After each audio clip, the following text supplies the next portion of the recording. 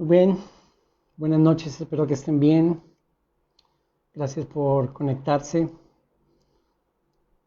Vamos a continuar hoy lo que iniciamos el martes, pero déjenme, por favor, introducir un pensamiento antes de que oremos juntos.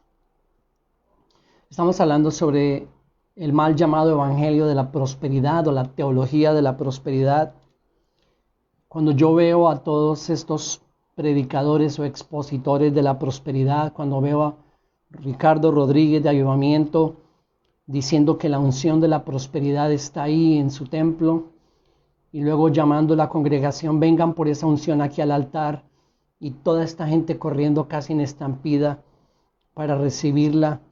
O cuando veo a Andrés Corson en su mensaje titulado Unción para hacer las riquezas, diciendo que Dios quiere darnos la misma unción que le dio a Saúl para gobernar, que nos la quiere dar a nosotros para gobernar y hacer riquezas. O al señor Cash Luna en el canal de televisión Enlace, diciendo que las llaves del reino de los cielos son oportunidades de negocios en Mateo 16, que Dios quiere darle a mucha gente, y por supuesto que ellos están esperando una parte de esas ganancias en el canal. O cuando veo al señor Guillermo Maldonado diciendo que el Espíritu de Cristo es el Espíritu de la prosperidad. O a la señora Ana Méndez diciéndole a la audiencia que le den una cachetada a Mamón, que es el Dios de la prosperidad, con una ofrenda de $1,000. O al señor Joel Austin diciendo que nuestra mejor vida es esta ahora. O a la gente de otra vez del canal de Enlace diciéndole a la gente que pacte con dinero con Dios para recibir sus beneficios. Cuando yo veo todo esto, pienso inmediatamente en Oseas capítulo 4 versículo 6. Por favor, ¿quieren ir un momento conmigo a ese profeta? Antiguo Testamento. Y busquen ahí el profeta Oseas. En el capítulo 4 de Oseas. Y yo les pido que lean el capítulo, todo el contexto después. Pero dice Oseas 4:6, versículo 6, mi pueblo fue destruido porque le faltó conocimiento. Dice la versión de las Américas, mi pueblo es destruido por falta de conocimiento. Por cuanto tú has rechazado el conocimiento, yo también te rechazaré para que no seas mi sacerdote. Como has olvidado la ley de tu Dios, yo también me olvidaré de tus hijos. Varias cosas interesantes. Una, la importancia del conocimiento. Mi pueblo fue destruido porque le faltó conocimiento. Y luego habla del sacerdote que supuestamente era el encargado, el responsable de enseñar ese conocimiento de la ley de Dios. Pero igualmente aquí está diciendo, yo también te rechazaré para que no seas mi sacerdote. La importancia del conocimiento. El conocimiento es muy importante. En nuestra historia como iglesia latinoamericana nos vendieron la idea de que la educación y el conocimiento no eran importantes, es más, no eran de Dios. Y esa idea vino del extranjero. Y es lo mismo que en la historia secular. La falta de educación es el campo de acción de los opresores. Mi oración es que muchos de los que participamos en esta comunidad virtual y en muchas otras que Dios ha levantado y seguirá formando, que muchos de nosotros por convicción propia, proveniente de examinar las Escrituras, nos convirtamos en multiplicadores de estas verdades, multiplicadores y defensores de la verdad de Dios revelada en las Escrituras. Como dice el Nuevo Testamento, que eso es lo que debe la iglesia hacer, columna y baluarte de la verdad. Esa es mi oración para iniciar. Señor, Señor, ayúdanos a continuar, como dice este mismo capítulo en Oseas, conociéndote, conociendo tu palabra. Ayúdanos a ser esos defensores de la verdad, columnas y baluartes de la verdad. Te pido, Señor, por todos mis hermanos, las personas que se reúnen con nosotros en esta comunidad virtual, por mi propia vida. Ayúdanos a continuar, Señor, creciendo en el conocimiento de Cristo, en el conocimiento de Dios, en el conocimiento de las Escrituras y multiplicando esa verdad a otros que lo necesitan. Amén. Muy bien, estamos en el Evangelio de la Prosperidad, mal llamado Evangelio de la Prosperidad, y llegamos el martes hasta nuestro ejemplo de todo. Él es nuestro modelo. Dijimos que Hebreos 12, el escritor nos dice, pongan sus ojos en Él, en Jesús, el autor y consumador de la fe, pero que es un pésimo ejemplo, tanto en su vida como en su enseñanza. Es un pésimo ejemplo para el Evangelio de la Prosperidad, para esa doctrina de la prosperidad. Entonces hablamos de su vida, de sus condiciones de vida. Una cosa que de pronto nos faltó decir es que en su ministerio, que dijimos no tenía muchos recursos y su ministerio era sostenido por ofrendas y donaciones, él al mismo tiempo se relacionó con mucha gente muy adinerada, muy rica. Lo podemos ver en los evangelios. Él se conoció y se relacionó con muchos ricos y poderosos, pero nunca en todos los relatos de los evangelios sacó provecho de eso. Siquiera intentó sacar provecho de eso. Nunca. Luego hablamos de su enseñanza un poquito y hablamos de Mateo 6, 19 al 21. No vamos a volver ahí. Estuvimos ahí la vez pasada, pero la próxima semana necesitamos regresar aquí. Porque necesitamos entender para nosotros hoy en día, a la luz de las Escrituras, qué es eso de no acumular. Porque es muy claro que dice que no acumulemos tesoros en la tierra. Entonces estuvimos ahí, pero ahora, ahí mismo en el capítulo 6 de Mateo, si quieren por favor ir a Mateo.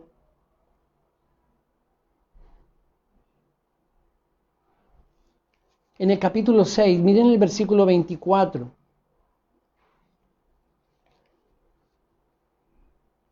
Mateo 6, 24. Nadie puede servir a dos señores, porque o aborrecerá a uno y amará al otro, o se apegará a uno y despreciará al otro. No podéis servir a Dios y a las riquezas. No podéis servir a Dios y a las riquezas. Y entonces, ¿cómo es que todos estos defensores de esa doctrina de la prosperidad dicen que Dios quiere que seamos ricos? ¿Cómo conciliamos eso con esto que estamos leyendo? No pueden servir a dos señores. O aborrecen a uno y aman al otro, o se apegan a uno y desprecian al otro. No pueden servir a Dios y a las riquezas.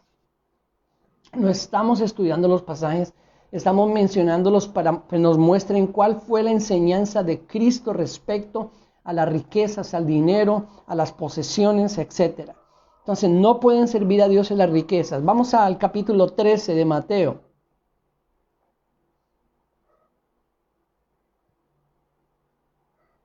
En el capítulo 13,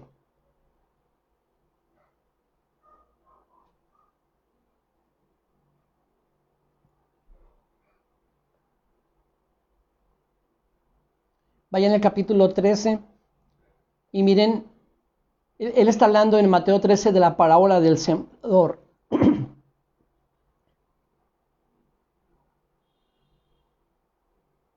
Dice el versículo 19 de Mateo 13. A todo el que oye la palabra del reino y no la entiende, el maligno viene y arrebata lo que fue sembrado en su corazón. Este es aquel en quien se sembró la semilla junto al camino. Y aquel en quien se sembró la semilla en pedregales, este es el que oye la palabra y enseguida la recibe con gozo, pero no tiene raíz profunda en sí mismo, sino que solo es temporal. Y cuando por causa de la palabra viene la aflicción o la persecución, enseguida tropieza y cae.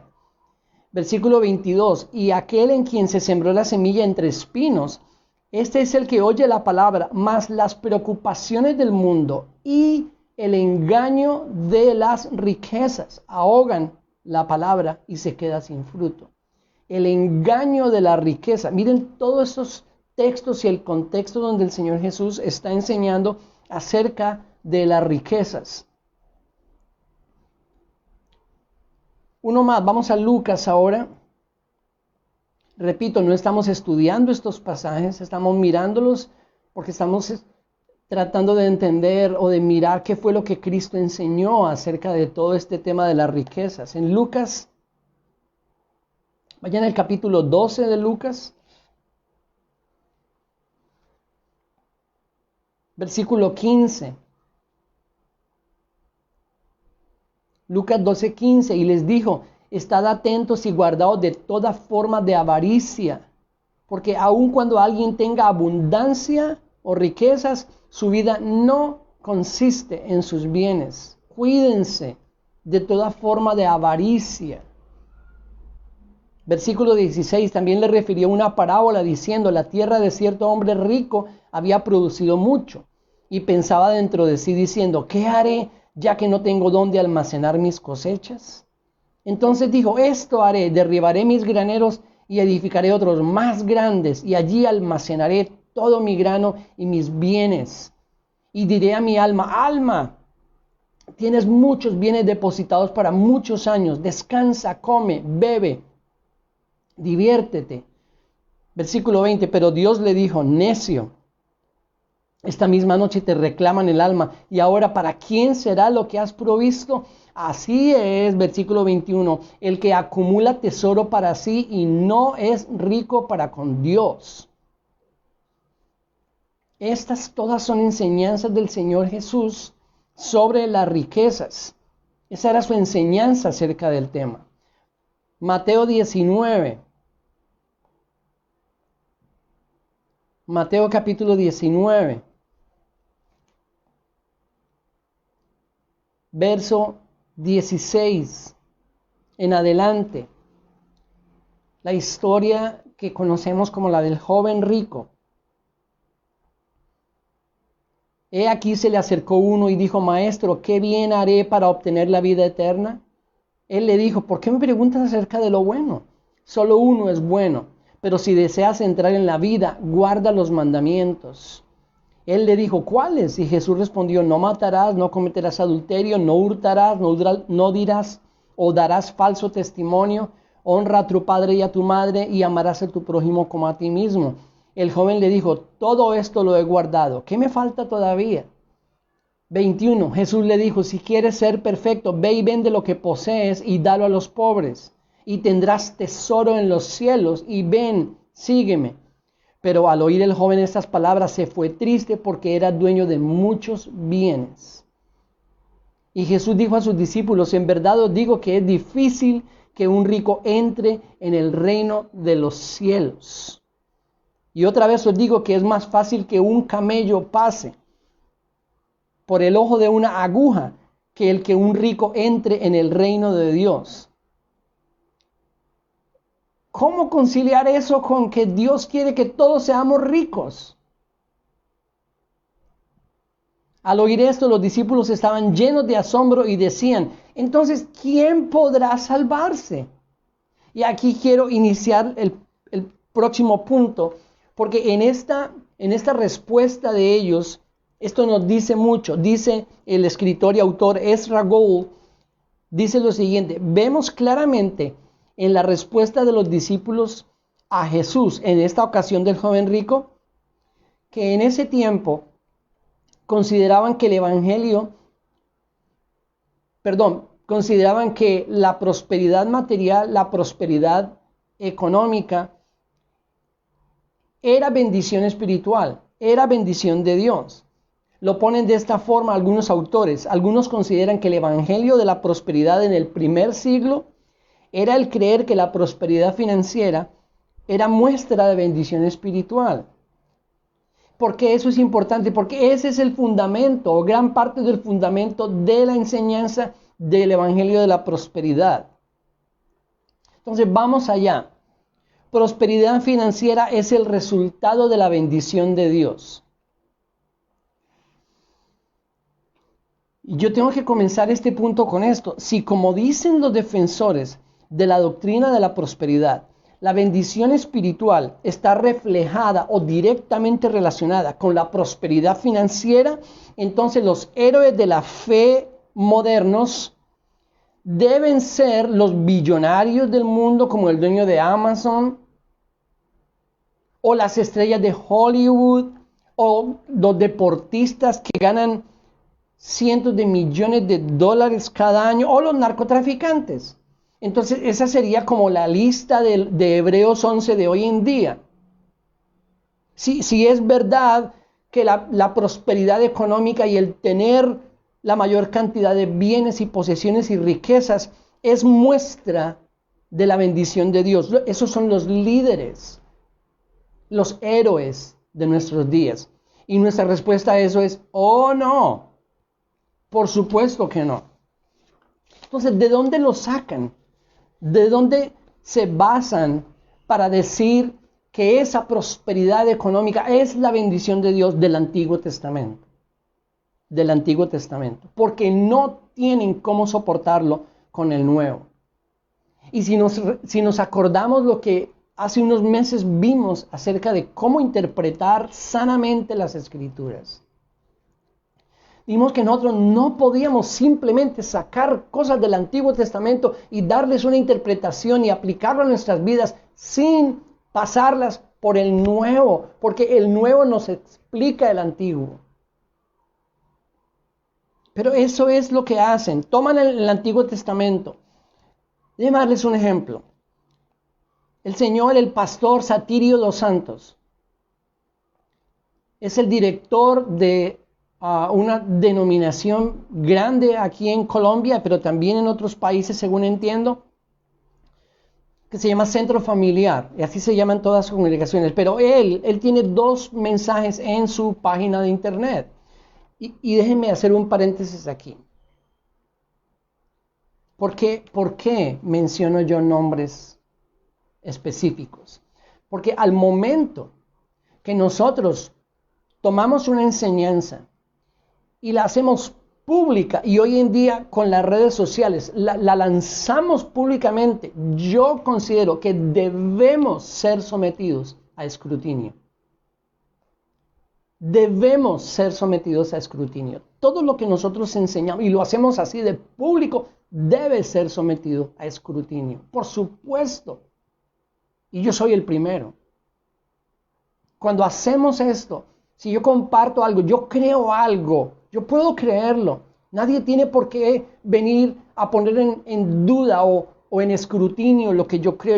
Yo lo creo, es algo privado, pero si yo lo hago público, y más hoy en día, con la capacidad que muchos tienen de colocar todo esto público, y que muchas veces cientos de miles o tal vez millones de personas sean expuestas a lo que se enseña, debe ser puesto en escrutinio. El pastor Satirio Santos tiene 2 mensajes en su página. Uno que se llama La libertad de la maldición de la pobreza, y el otro que se llama ¿De quién es el dinero? Esos son los 2 mensajes, los tienen en su página, pueden encontrarlos.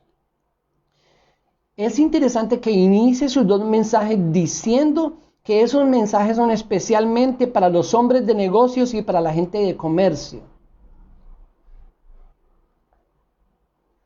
Voy a decir también algo respecto a sus 2 mensajes con todo respeto y temor. Son un desastre hermenéutico. Porque simplemente se toma una cosa de aquí, se toma una cosa de allá y se le da el significado que uno quiere, lo que nosotros vimos que no era una exégesis, sino una eisegesis. Simplemente para respaldar una idea que uno ya tiene. No podemos hacer eso.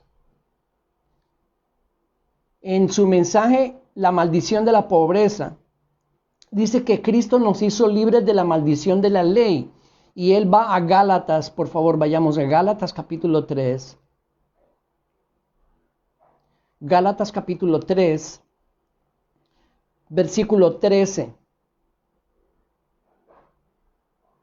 Y por supuesto que lo que yo voy a hacer aquí es un súper resumen de lo que dice en su mensaje, pero ahí está para el que esté interesado en escucharlo. Gálatas 3:13, Cristo nos redimió de la maldición de la ley, habiéndose hecho maldición por nosotros, porque escrito está, maldito todo el que cuelga de un madero. Entonces, dice el señor Satirio dos Santos y también muchísimos otros, porque ese es un mensaje muy popular y hasta el mismo título. Como Dios nos hace libres de la maldición de la pobreza, o lo llaman la unción de hacer riquezas, o la unción de la prosperidad. Entonces dice él, basado en este texto, que Cristo nos hizo libres de la maldición de la ley en el Antiguo Testamento. Y luego entonces dice, la maldición de la ley está en Deuteronomio capítulo 28, donde se dice los beneficios o las bendiciones de obedecer, y luego las maldiciones de desobedecer la ley de Dios. Entonces dice que una de las maldiciones de desobedecer la ley era la pobreza, que no se prosperaba, que venía una maldición sobre la cosecha y todo lo que se menciona en Deuteronomio 28, por favor revísenlo, no tenemos tiempo de revisarlo acá. Entonces dice, Cristo nos hizo libres de esa maldición que en parte o en gran parte era una maldición sobre las riquezas, sobre la parte financiera, y por cuanto Cristo nos hizo libres de esa maldición, ahora nosotros tenemos la bendición de Abraham, y la bendición de Abraham es ser rico. La bendición de Abraham es ser rico. Ahora, no solamente al pastor, pero a muchísimos otros les encanta hablar de la bendición económica de Abraham porque era rico. Sin embargo, no sé si ir allá primero y luego volver acá. No, perdónenme, quedémonos acá y luego vamos a Abraham. ¿Cuál es el problema de darle esa interpretación a Gálatas 3:3? Este es el problema. Un texto fuera de su contexto. ¿Cuál es el contexto de Gálatas 3:3? El capítulo 3, el libro de Gálatas, el Nuevo Testamento, toda la Biblia. ¿De qué está hablando Pablo en Gálatas 3? Ciertamente no está hablando de riquezas, ni de posesiones, ni de dinero. Él está hablando de ser justificados en Cristo y no por las obras de la ley. Déjeme darle 2 versos ahí en Gálatas 3, donde estamos. Miren el versículo 8.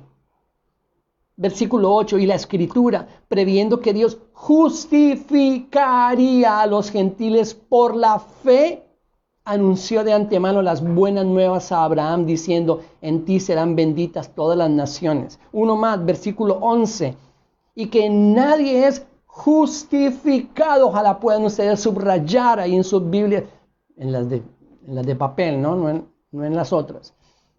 Esos textos, porque él está hablando de ser justificados como en el plan de Dios, en el Nuevo Testamento. Ahora nosotros somos justificados no por la ley del Antiguo Testamento, no por las obras de la ley, sino por la gracia, por la fe. De eso está hablando. Ese versículo no puedo sacarlo de ahí y darle la interpretación que yo quiera.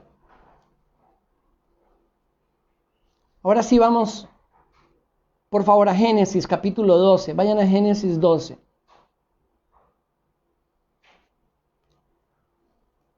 Porque repito, a muchísimos de los predicadores de la prosperidad les encanta hablar de las riquezas de Abraham. Oh, las riquezas de Abraham.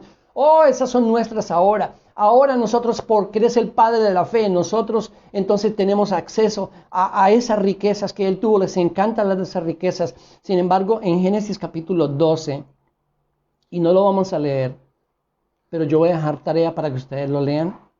Solo quiero decir lo siguiente. En esa porción, porque la Biblia es absolutamente transparente en todo siempre, parte de las riquezas de Abraham en ese texto vinieron de vender su esposa. Sí. Él vendió su esposa. Él dijo que su esposa era su hermana. Y entonces el líder de Egipto le dio muchas ovejas y vacas y riquezas. Y Abraham dijo, bueno, gracias, muy amable. Es verdad que la bendición o la prosperidad, mejor, la prosperidad material, se muestra como bendición de Dios en el Antiguo Testamento. Sí, es verdad. Por ejemplo, Génesis 26, vayan al capítulo 26 de Génesis.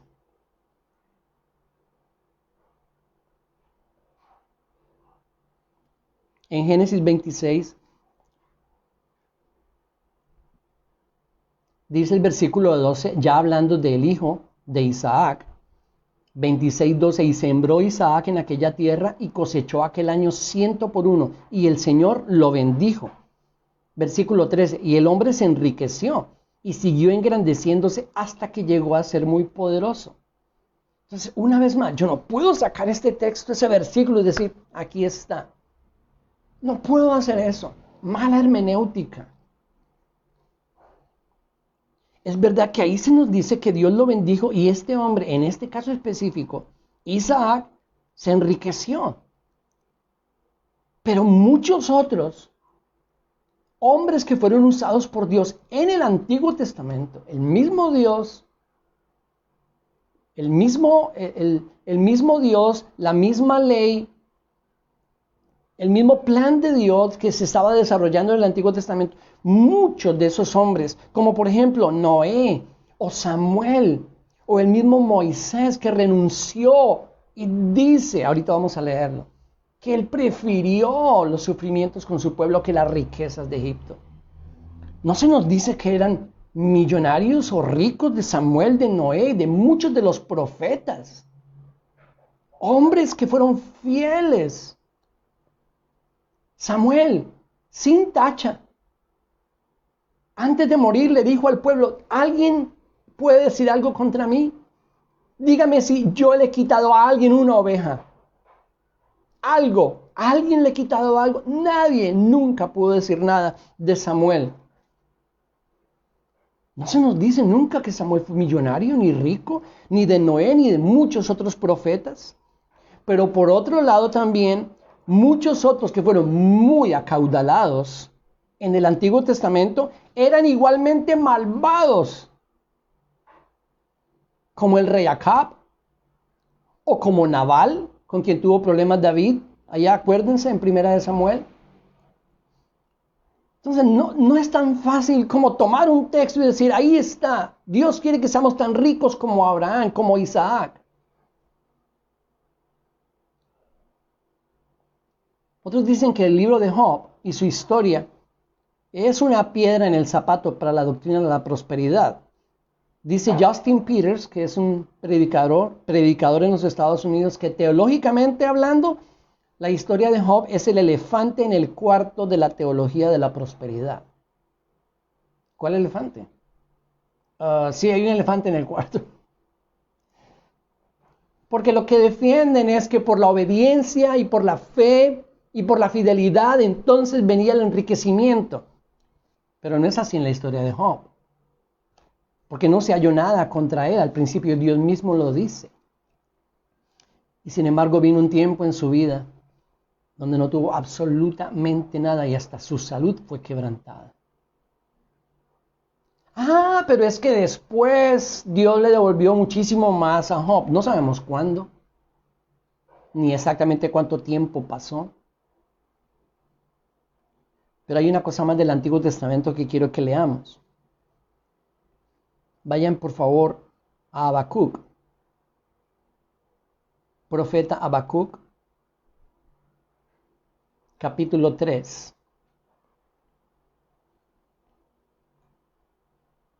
Estamos todos en el Antiguo Testamento. Estamos en el Antiguo Testamento, de donde supuestamente esta doctrina de la prosperidad tiene su fundamento, porque el nuevo no les sirve. Pero miren Habacuc,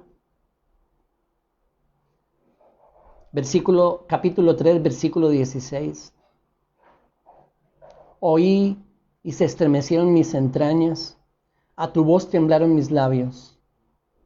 Entra podredumbre en mis huesos y tiemblo donde estoy. Tranquilo, espero el día de la angustia,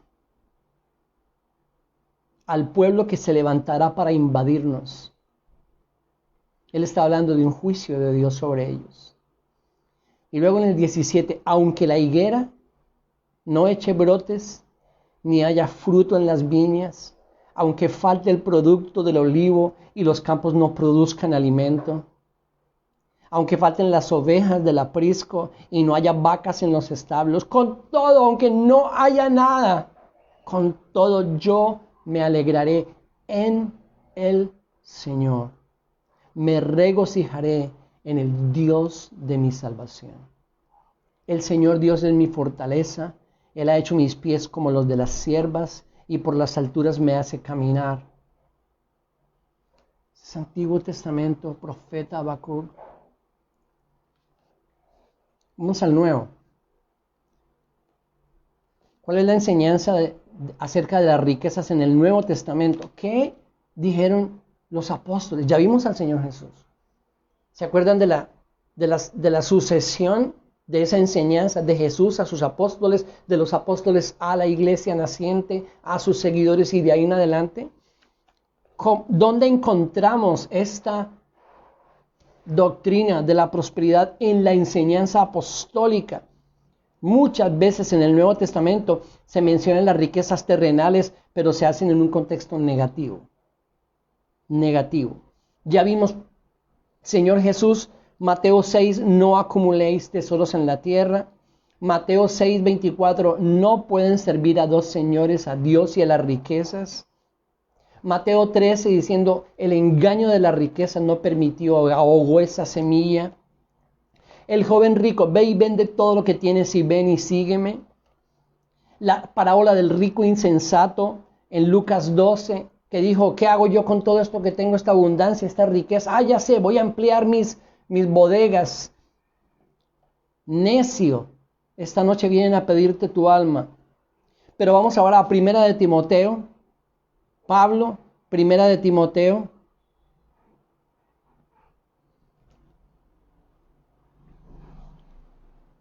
Capítulo 6.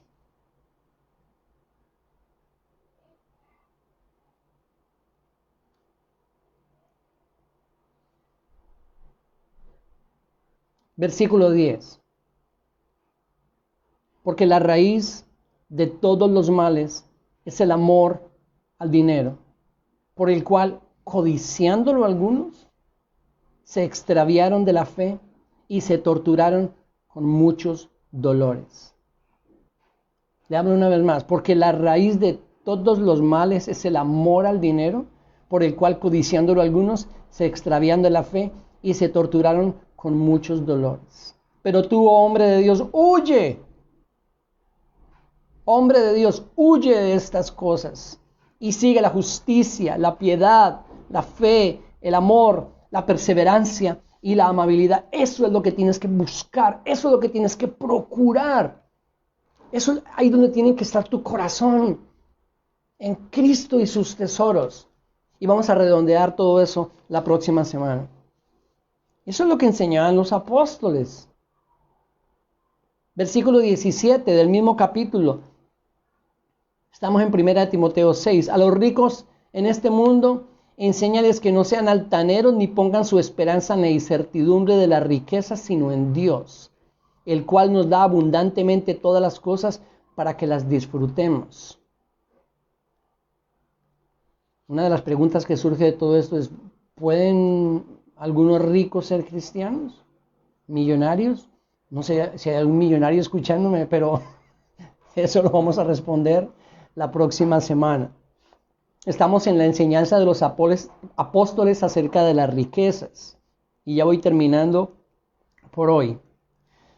Primera de Pedro. Vayan por favor a Primera de Pedro.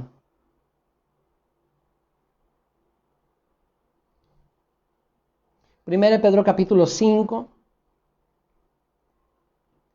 Versículo 1. Primera de Pedro 5:1. Por tanto, a los ancianos entre vosotros exhorto yo, anciano como ellos y testigo de los padecimientos de Cristo y también participante de la gloria que ha de ser revelada. Pastoread el rebaño de Dios entre vosotros, velando por él, no por obligación, sino voluntariamente, como quiere Dios, no por la avaricia del dinero, sino con sincero deseo. Tampoco como teniendo señorío sobre los que os han sido confiados, sino demostrando ser ejemplos del rebaño. Y cuando aparezca el príncipe de los pastores, recibiréis la corona inmarcesible de gloria. Cuando aparezca, la recompensa viene.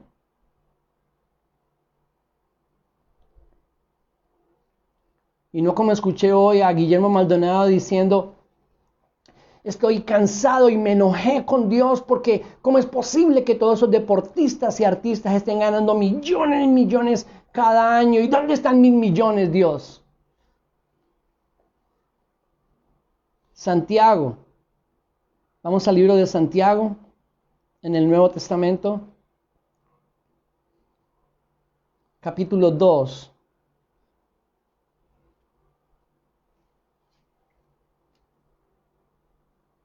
Leamos desde el 1. Hermanos míos, no tengáis vuestra fe. Estoy en Santiago 2. Hermanos míos, no tengáis vuestra fe en nuestro glorioso Señor Jesucristo con una actitud de favoritismo.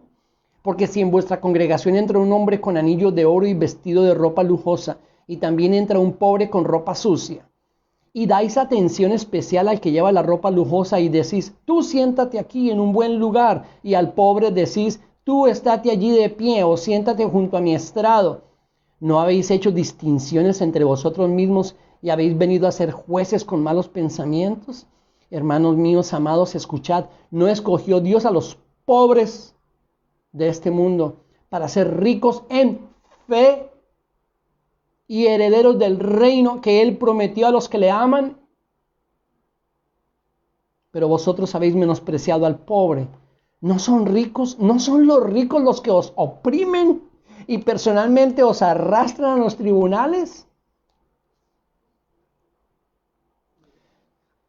Por tiempo, Apocalipsis. Repito, va a llegar el momento donde volvamos a todos esos textos y los estudiemos.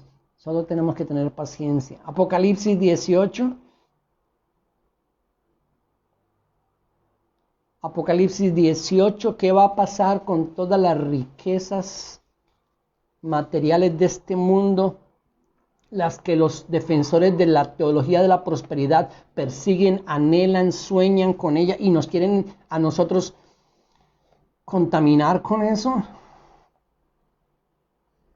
Apocalipsis 18, versículo 10, mirando de pie desde lejos por causa del temor de su tormento y diciendo: ay, ay, la gran ciudad Babilonia, la ciudad fuerte, porque en una hora ha llegado tu juicio.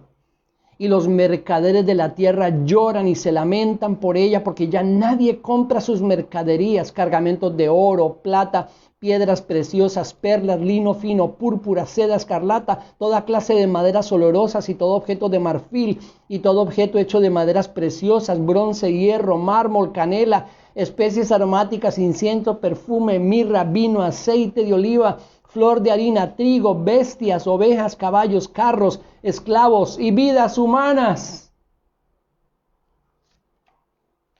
18. Y al ver el humo de su incendio gritaban diciendo: ¿qué ciudad es semejante a la gran ciudad? Y echaron polvo sobre sus cabezas y gritaban llorando y lamentándose diciendo: ay, ay, la gran ciudad en la cual todos los que tenían naves en el mar se enriquecieron a costa de sus riquezas, porque en una hora ha sido asolada.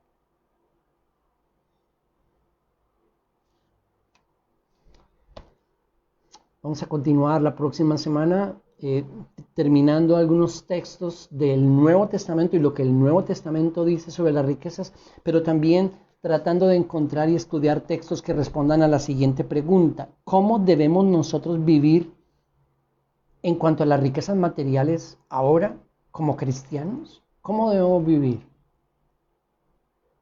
Próxima semana. Un abrazo grande. No se olviden de invitar a otros si ustedes consideran que deben estar con nosotros, escuchando, estudiando, compartiendo los videos promocionales y también suscribiéndose a la página de YouTube del Centro de Pensamiento y Caminar Cristiano. Los queremos mucho, cuídense, Dios les bendiga.